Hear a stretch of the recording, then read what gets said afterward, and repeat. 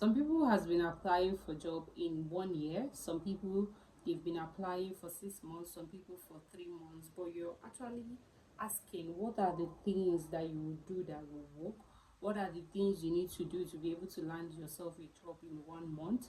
What are the things you need to do that you know that will be effective for you to land a job? You know, you've been applying, sending out CVs to different companies, different organizations, and nothing is coming back. You filled a whole lot of Google form, you submitted on email, you've submitted on Outlook, a lot of places where you're asked to apply, you've been applying, but nothing seems to be coming through. So I'm here to tell you that these 6 important steps will help you land a job in 30 days, by 30 days a month. These steps are very effective steps that help you land a job in 1 month. If this is your first time here, my name is Cynthia. I'm a real life recruiter. So on this page, we talk about things relating to job and career to help you land that dream job, because I want you to land that dream job. So I want to guide you as a real life recruiter who has reviewed thousands of CVs, thousands of applications, spoken to lots of candidates. So I know what works and what does not work. So on this page, I am here to bring to you things that work and things that does not work. All right. So if it's your first time here and it's something that interests you, hit on that subscribe button down there so that you can be part of the family. All right. So welcome. Let's go to the topic of today. So today we are talking about the 6 steps you have to do to be able to land yourself that job in 30 days. All right. So the first thing I want you to do as a job seeker who is willing to land that job, who is urgently willing to land a job, not just someone who is applying, okay, let us apply, I want to get a new job, but probably in 3 months time, in 4 months time. No, I'm talking about people that want to land a job within a month.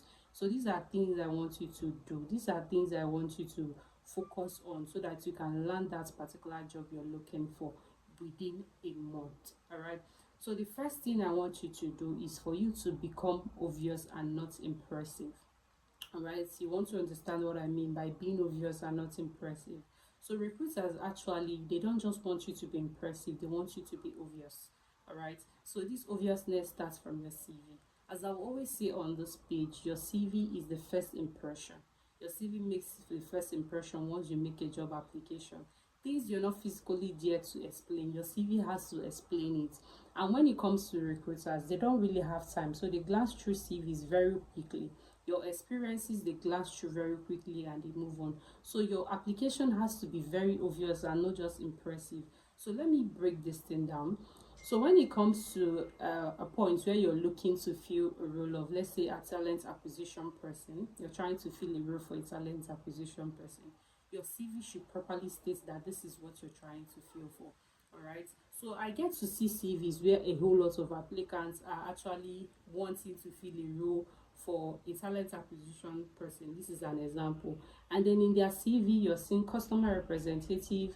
There is somewhere where a recruiter is. There is somewhere where a HR manager is. There is somewhere where a salesperson is in their experience. So the experience is just scattered all over the place. There are a lot of experience this person has acquired, but then the recruitment or talent acquisition role that they are applying for, where you find the experience might be in one of their experience or one of their roles that they've done. So it's just scattered. Your CV is not saying that this is actually what you want. Your CV is impressive, the whole roles you've worked on, they are impressive, but it is not obvious that this is what you want or this is what you're targeting, right? So make yourself obvious, and not just to impress, but to be obvious, to say that this is what I am looking for and this is what I am applying for. So you have to narrow your CV in such a way that when recruiters come across it, they know that, okay, this is what this person is looking out for and this is what this person wants to do. It is obvious. It is not something you have to argue or something you have to come and start thinking towards, because by the time we start thinking, oh, is this person really fit or not fit, by the time we start thinking about it like that, when we come across your CV, we are likely not to shortlist you. So we want to be comfortable to say that this person is looking for this role. So be obvious and not just impressive. Don't go stating about all the roles or all the things you've done just to impress without stating the fact that, okay, this is what you're looking for. Your summary and everything, your summary keeps dangling here and there, saying a salesperson, customer service person, talent acquisition person, HR manager. There is nothing specific about your role. There is nothing actually that you're specifically looking for. You're just everywhere. All right. This is what I mean by make yourself obvious and not impressive. So this is number one thing you have to work on if you want to land that job in the next 30 days. So number two is for you to fix the silent red flags that are on your CV. Fix the silent red flags on your CV. As I said before, recruiters are not going to be there in front of you to come and ask you, what do you mean by this? What do you mean by this? So you have to actually fix what it is that is wrong with your CV already before it gets to the recruiters, all right? There are lots of red flags we find in CVs. There are lots of red flags in CVs that when you see, you don't just want to waste your time, you just go ahead. So for these red flags, there are lots of people that have not gained quite a number of experience. Their experience is just probably within 2 years or maybe 3 years, and they've not really worked in very large organizations or all that. So you come to their CV, they're having 3 pages of CVs, and you're wondering, what is the 3 pages for? What are you writing in these 3 pages? You've not worked for 15 years, you've not worked for 8 years, you're just 2 years or 3 years into the workforce, and your CV is up to 3 pages. Why are you doing that? Go straight to the point. Talk about your experience. Summarize. Your summary should hit straight to the point. The first sentence in your summary should hit straight to the point and say what you've done. In fact, these days I get to see people write their CVs. They just put where they've worked with the name of the company without putting the responsibilities. So people go ahead and just put CVs without responsibilities. We don't have time to come and start telling you, okay, explain to us what your responsibility was with this company. You have to state it. So these red flags can actually get you disqualified once they get to your CV. So if you're writing a CV, your work experience has not been too long or too vast, you don't need to give us 3 pages. We don't read every 3 pages. Don't go ahead and bluff and write unnecessary informations that are not needed. No, make your CV as concise as you can, all right, so that we can actually understand what you're trying to tell us even before we waste, we don't have hours or days to waste on your CV. All right, so remove any red flag. The font size that is not aligning, the shape you're putting in your CV, if it's not working, just remove every red flag, because we won't be there to ask you. You won't be there for us to ask you, okay, explain this to us, explain this to us. All right, so these are red flags you have to work on your CV before it gets to the recruiters. All right, this will help you land this job in 30 days. All right, so the number three thing you need to do is for you. This is a very important one. This is very important. A lot of people don't actually know they have to do this, but you see, this number three is very important. Target companies that are growing, not the popular ones. Target companies that are growing, not popular companies. All right, a lot of people just want to land a job in big companies with big logos and with big names, so they just end up looking for work in just big companies. They want to be in that big name. Trust me, it is not a bad thing.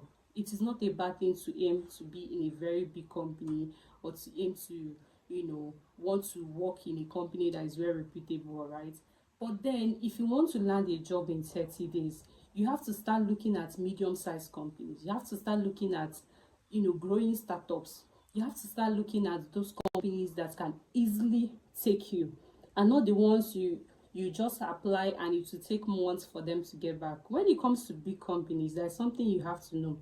Big companies, most time, they are not always urgently looking to fill roles. They can post out a role, all right, they can post out a role that they are looking to fill this role, but they can take their time. 3 months, 4 months, they are still trying to fill that role. All right, they have every time. They have every time to fill role. And if you particularly want to land a job in 30 days, according to this video, land a job in 30 days, you're not going to be looking at higher companies or big companies right now. You're going to be looking at medium-sized companies. You're going to be looking at small companies.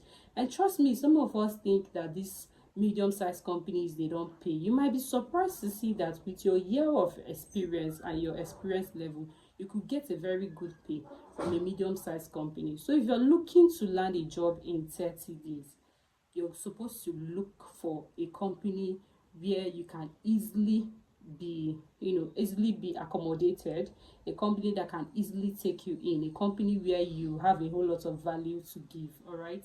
So look at small to medium sized companies that are actively recruiting and that want to fill a role. The fourth thing you have to work on, that's the fourth step for you to land that job, is you use micro positioning on LinkedIn. So what do I mean by micro positioning on LinkedIn?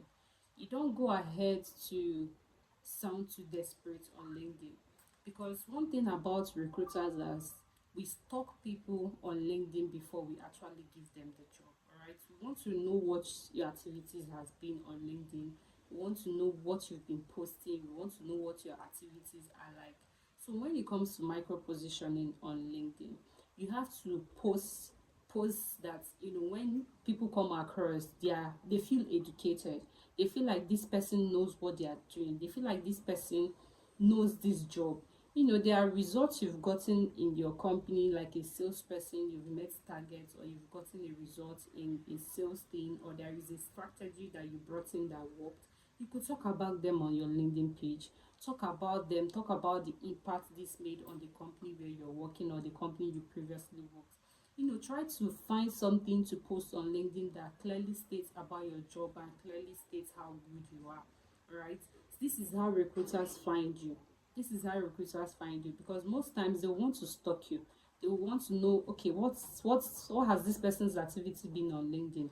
And trust me, once they come to LinkedIn and they discover that, oh, this person has been very good on LinkedIn, this person speaks so much about this role and about this job, your LinkedIn is well optimized to say that, okay, this is a particular role this person specializes in. All right, so it will be very easy for them to call you. It will be very easy for them to reach out to you. So these are steps you have to take. Go to your LinkedIn page, be active there, post things related to your job, post strategies, do some research, try to know things that work or the industry trends. You can post them on your LinkedIn. Just be active and position yourself in such a way that once a recruiter or someone looking to fill a particular role comes to your wall, they can see that, oh, this person is good, this person knows what they are doing, this person knows what this industry is all about. All right, so that's the fourth thing you have to do. So when we come to the fifth thing you have to do, which is the fifth step for you to land this job in 30 days, is for you to use it's actually for you to control the first 90 seconds of your interview. You have every control in the first 90 seconds of your interview to impress, to say things you've done. In first 90 seconds, especially when you're asked to introduce yourself, you have every control of that time. You can either impress them in that 90 seconds, or discourage them, or give them rooms to ask you difficult and more difficult questions. All right, so in that 90 seconds, you want to talk about your role, you want to talk about your specialization, you want to talk about results, and you also want to talk about how many years of experience you've had. All right, I'm Cynthia. I'm a talent acquisition person with 2 years of experience. I've managed to recruit 40% of more people in the industry. Something that is more results driven, something that talks about your role, something that talks about your year of experience. You just want to go ahead and use this first 90 seconds and explain to them that this is what I've done, this is how many years of experience I've had, and this is the result I've managed to acquire within this period of time. All right, so that is what you want to do in the first 90 seconds of your interview, because how you start, the confidence and the way you start to actually introduce the way these recruiters actually talk to you at the long run. Because once you're in an interview and questions come up, a lot of questions are probably going to be revolved around what you said during your introduction. And you could hear sentences like, oh, thank you very much for that introduction and for breaking everything you've done down for us to understand. We do say that because your introduction was on point. You specifically told us what you've done and what you've been able to achieve. All right, so that first 90 seconds of your interview, make very good use of it. Don't use that time to talk about your primary school, about times that were not relevant, or roles that were not relevant. All right, you're talking about roles that are connected to what you're seeking for, and to tell them that this is the result you've gotten over the time by working on this role. You just want to go straight to the point. and tell them what you have to offer for them, because most of them, they don't have time. Recruiters, trust me, they don't have time. They just want to get, get ahead with the interview and just get it done and dusted with and go away. All right, so they don't have time to come and waste on interviews like that. Once you give them what they are looking for, it is done. They just shortlist you and that is it. It is done. All right. So the last and the sixth step which you have to do for you to land this job in 30 days is for you to stop acting like you need the job. That is desperation. All right. Trust me, we know when you're desperate. We know how a desperate person sounds. You explain too much. You try to give him relevant points that are not needed. We know that, oh, this person is obviously desperate. And do you know what desperation does? Desperation would actually make them underpay you. They could, a salary could be at some range. Because you're desperate, they could price you lower. They could price it lower because, oh, you're desperate, you're definitely going to take the job. So you don't want to sound like you need the job. You want to sound like you know the job. You know the job and you know what it entails, and you have a lot to offer to them. That is what you want to sound like. That is how you want to sound. You don't want to sound like, I really need this job. My life depends on me getting this job. You don't want them to have that perspective of you. All right. So once you're in an interview, be confident. Know what you're doing. Do your research. If you have to do research before coming into the interview, but be very confident and talk like someone who knows their job and who knows what they have to offer. Don't sound like you're desperate or your life depends on the job, even if it does depend on the job. A lot of people are looking for a job to be able to survive the next month. Even if that is the case, you don't want them to actually view you like, okay, that is how it is for you. You want to get this job. Without this job, there is nothing that will work out for you. All right, you don't want them to get that perspective. All right, you want to sound very confident and you want to make them believe that you know what you're doing, even when 100% you're not sure of what you're doing. But yes, you want to make them feel like, okay, you know what this is all about. All right, so that is the sixth step that you need to take to be able to land that job in 30 days. And as I will always say, once you get that job, just comment on this post and say, oh, thank you for this steps. It helped me be able to land this job. It helped me correct things, a lot of things I didn't know I was doing wrong. All right, so that is it for the end of this video. We've come to the end of this video, end of this video, end of this video. All right, so I'll see you in our next video. Do not forget to subscribe, like, and comment. All right, just comment, subscribe, like this video so that YouTube will know it is impactful, so that they can push it to other people for them to also watch and also get the knowledge. All right, so see you in our next video. For now, Recruiter Cynthia says bye bye.